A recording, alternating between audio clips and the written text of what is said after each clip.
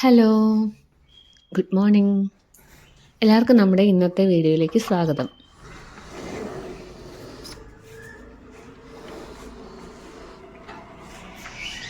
അങ്ങനെ കുറച്ച് നേരം അവിടെ നിന്ന് ജനൽ തുറന്നിട്ട് കിളികളുടെ സൗണ്ടൊക്കെ ഒന്ന് കേട്ടോ. നമ്മുടെ തൊട്ടപ്പുറത്തെ വീട്ടുകാർ വളർത്തുന്ന ലവ് ബേർഡ്സാണ്. അപ്പോൾ കുറച്ച് കിളികളുടെ സൗണ്ട് കേൾക്കുമ്പോഴൊക്കെ നമുക്ക് നല്ലൊരു പോസിറ്റീവ് വൈബ് അല്ലേ രാവിലെ തന്നെ. അങ്ങനെ കുറച്ച് നേരം അതൊക്കെ അവിടെ നിന്ന് കേട്ടു. പിന്നെ നേരെ കിച്ചണിലോട്ട് പോയി. ഇവിടെ നിന്ന് നമ്മുടെ കാര്യം നടക്കത്തില്ലല്ലോ. അങ്ങനെ നേരെ ചെന്ന് ഞാൻ കുറച്ച് വെള്ളം എടുത്ത് കുടിച്ചു കേട്ടോ. ഭയങ്കര ദാഹമാണ്. ഇപ്പോൾ ഇവിടെ ചൂട് കൂടിയോണ്ടായിരിക്കും.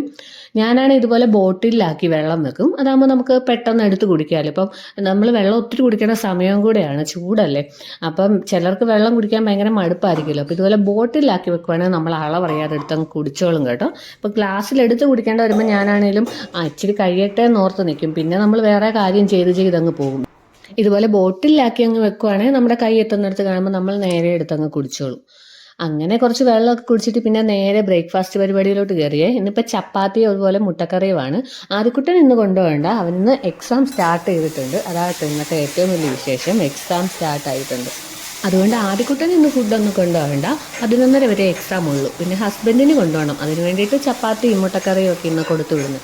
അപ്പോൾ ഇന്ന് ഞാൻ ഇതുപോലെ ഇരുമ്പിൻ്റെ ചീനച്ചട്ടിയിലാണ് കേട്ടോ ഉണ്ടാക്കുന്നത്. ഇത് ഫസ്റ്റ് ടൈം ഇരുമ്പിൻ്റെ ചീനച്ചട്ടിയിൽ കറി വെക്കുന്നത്. അത് ഞാൻ എടുക്കാൻ ഭയങ്കര പാട്, കഴുകാനൊക്കെ ബുദ്ധിമുട്ടായതുകൊണ്ട് വെയിറ്റ് ഉണ്ടല്ലോ. അപ്പം ഞാൻ എപ്പോഴും നോൺ സ്റ്റിക്കിൻ്റെ പാത്രമായിരുന്നു എടുക്കുന്നത്. ഇത് പിന്നെ ചിലപ്പോഴൊക്കെ എന്തെങ്കിലും ഫ്രൈ ചെയ്യാൻ, ചിക്കൻ ഫ്രൈ ചെയ്യാനോ അങ്ങനെ എന്തിനേലുമൊക്കെ എടുക്കുമായിരുന്നു. അപ്പോൾ ഇന്ന് ഇപ്പോൾ എന്തായാലും ഉള്ളിക്കറി മുട്ടക്കറി ഇതിനകത്ത് വെക്കാൻ ഓർത്തെടുത്തു. നല്ല അടിപൊളിയാണ് കേട്ടോ, പറയാതിരിക്കാൻ പറ്റത്തില്ല.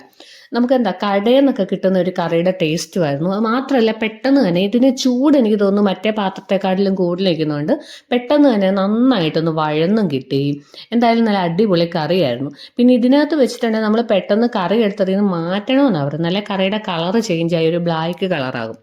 അപ്പം ഞാനത് മാറ്റാനൊന്നും നിന്നില്ല, കാരണം ഇച്ചിരി ഇരുമ്പിൻ്റെ സത്തൊക്കെ നമുക്ക് കിട്ടിക്കോട്ടെന്ന് ഓർത്തു. പിന്നെ ഇന്ന് കറിയിൽ ഞാൻ ഇച്ചിരി തേങ്ങാപ്പാലിൻ്റെ പൊടി കലക്കിയിട്ട് തേങ്ങാപ്പാൽ ഇച്ചിരി ചേർക്കുന്നുണ്ട് കേട്ടോ. അതുപോലെ തന്നെ ഒരു സ്പൂൺ പഞ്ചസാരയും കൂടെ.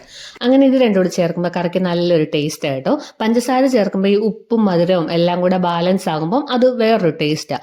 അങ്ങനെ മൊത്തത്തിൽ ഇന്ന് കറി നല്ല ടേസ്റ്റ് ആയിരുന്നു. പിന്നെ നേരെ ഞാൻ എൻ്റെ ഹസ്ബൻഡിന് കൊണ്ടുപോയിട്ടുള്ള പൊതിയൊക്കെ കെട്ടി. അപ്പോഴത്തേനും ആദ്യക്കുട്ടൻ ഏക്കാറായിട്ടുണ്ട്. അവനത് അവിടെ ഏറ്റ് വിളിക്കാൻ തുടങ്ങിയിട്ടുണ്ട്.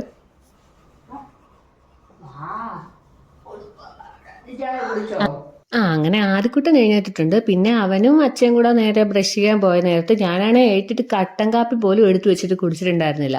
എനിക്ക് അപ്പോഴത്തേനും വിശന്ന് പിന്നെ ഞാൻ നേരെ എൻ്റെ കാപ്പി അങ്ങ് കുടിച്ചു. അപ്പോഴത്തേനും ആദ്യക്കുട്ടി ഇതേ ബ്രഷ് ചെയ്യലൊക്കെ കഴിഞ്ഞ് വന്നു. പിന്നെ അവനെ ഡ്രസ്സൊക്കെ ചെയ്യിച്ചു, ഭക്ഷണമൊക്കെ കൊടുത്തു. അപ്പോഴത്തേനും സമയം പോവാറായിട്ടുണ്ടായിരുന്നു. 8:45 എക്സാം സ്റ്റാർട്ട് ആവുന്നത്. ഇപ്പം 8:30 ആകുമ്പോഴേ നമ്മൾ ഇറങ്ങുന്നത് കേട്ടോ. തൊട്ടടുത്താണ്, എന്നാലും നേരത്തെ ചെല്ലണമല്ലോ. അങ്ങനെ അവനെ കൊണ്ട് വിട്ടിട്ട് ഹസ്ബൻഡ് ഓഫീസിൽ പോയി. ഞാൻ തിരിച്ച് നമ്മുടെ നന്ദിനി പാലൊക്കെ മേടിച്ചുകൊണ്ട് കയറി വരും. ഇവിടുത്തെ പാല് നന്ദിനിയാണ് കേട്ടോ, നമ്മുടെ നാട്ടിലെ മിൽമ പോലെ.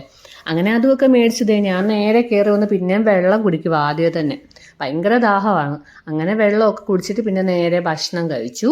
പിന്നെ ഇവിടെ എല്ലാം ക്ലീൻ ആക്കാൻ കിടക്കുമായിരുന്നു. കഴിച്ചു കഴിഞ്ഞിട്ട് പിന്നെ മൊത്തം ക്ലീൻ ചെയ്തു. എന്താണെന്നറിയില്ല, ഇപ്പോൾ രാവിലെ ആണെങ്കിൽ ഒട്ടും സമയം കിട്ടുന്നില്ല. മറ്റേ ഞാൻ 7 മണി കയറ്റെന്ന് പറഞ്ഞാൽ പോലും എനിക്ക് കാര്യങ്ങളെല്ലാം നടക്കുന്നതായിരുന്നു. ഇപ്പം 6:15 നേറ്റിട്ടും ഒന്നിനും സമയം കിട്ടുന്നില്ലായിരുന്നില്ല. പിന്നെ ഞാൻ കഴിച്ചു കഴിഞ്ഞ് വന്ന് നേരെ എല്ലാം ക്ലീൻ ചെയ്തു. പിന്നെ അത് കഴിഞ്ഞ് എനിക്ക് കുറച്ച് യൂട്യൂബിൻ്റെ എഡിറ്റിംഗ് വർക്കൊക്കെ കിടപ്പുണ്ടായിരുന്നു. അങ്ങനെ ഞാൻ ആ പരിപാടിയിലോട്ട് പോയി. അതും കഴിഞ്ഞ് വന്നപ്പോഴത്തേനും 11 മണിയായി കേട്ടോ സമയം. ഇവനാണെങ്കിൽ 11:30 വരെയുള്ള എക്സാം. ഒരു 11:15 കഴിയുമ്പോൾ ഇറങ്ങണം. അപ്പം പിന്നെ കറിയൊന്നും വെച്ചിട്ടുണ്ടായിരുന്നില്ല, വന്നിട്ട് വെക്കാനുള്ള ടൈം ഉണ്ടല്ലോ. അപ്പം ഞാൻ ഫ്രിഡ്ജിൽ നിന്ന് വെക്കാനുള്ള എല്ലാം എടുത്ത് പുറത്ത് വെച്ചിട്ട് പോയി. ഇനിയിപ്പം ബീട്രൂട്ട് തോരനും അതുപോലെ ചിക്കൻ ഫ്രൈയും ഇച്ചിരി തൈരിൻ്റെ ഇരിപ്പുണ്ട്, അതും കൂടെ കാച്ചാൻ ഓർത്തിട്ട് അതൊക്കെ എടുത്ത് വെളിയിൽ വെച്ചു. പിന്നെ അതുപോലെ തേങ്ങയും ഞാൻ ഫ്രിഡ്ജിലാട്ടോ വെക്കുന്നത്. തേങ്ങ ഒത്തിരി നാൾ കേടാവാതിരിക്കും ഫ്രിഡ്ജിൽ വെച്ചാൽ. അങ്ങനെ അതൊക്കെ ചെയ്തു. പിന്നെ നേരെ കുറച്ച് തുണി വാഷ് ചെയ്യാനുണ്ടായിരുന്നു, അതും കൂടി ഇട്ടിട്ട് പോവാണെങ്കിൽ വരുമ്പോഴത്തേനും പണി കഴിഞ്ഞ് കിടന്നോളും, എടുത്ത് വിരിച്ചിട്ടാൽ മതി. അങ്ങനെ ഞാൻ നേരെ ഒരുങ്ങി ആദ്യക്കുട്ടനെ വിളിക്കാൻ വേണ്ടിയിട്ട് പോവാണ്.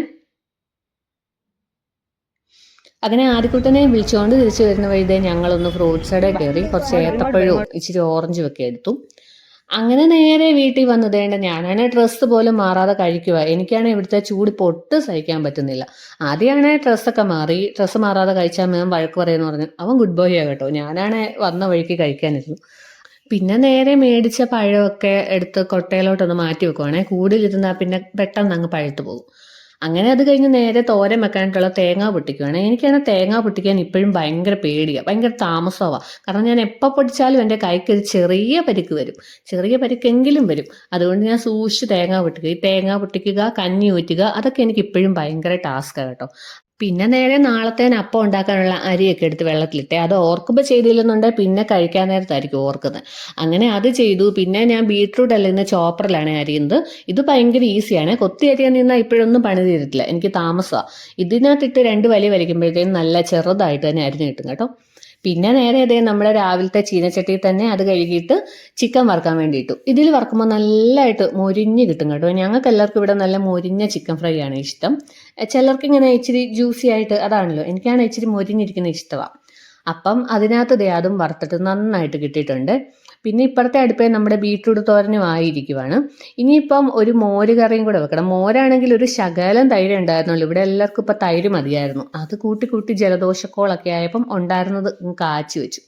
പിന്നെ നേരെ ഞാനും ആദ്യക്കുട്ടിനോട് വേണ്ട ചോറ് കഴിക്കാതിരിക്കുമോ. ഞാനിപ്പോൾ വീഡിയോ എടുക്കുന്നുണ്ട് ഈ ഫുഡിൻ്റെ, അതുകൊണ്ടാട്ടോ എനിക്ക് ആ പ്ലേറ്റ് എടുത്തത്. അപ്പം ഞങ്ങൾ ചോറൊക്കെ കഴിച്ചു. പിന്നെ ഉണ്ടായിരുന്ന തുണിയൊക്കെ എടുത്തിട്ട്. അപ്പം ഇന്നത്തെ വീഡിയോ അത്രയേ ഉള്ളൂ. ബൈ.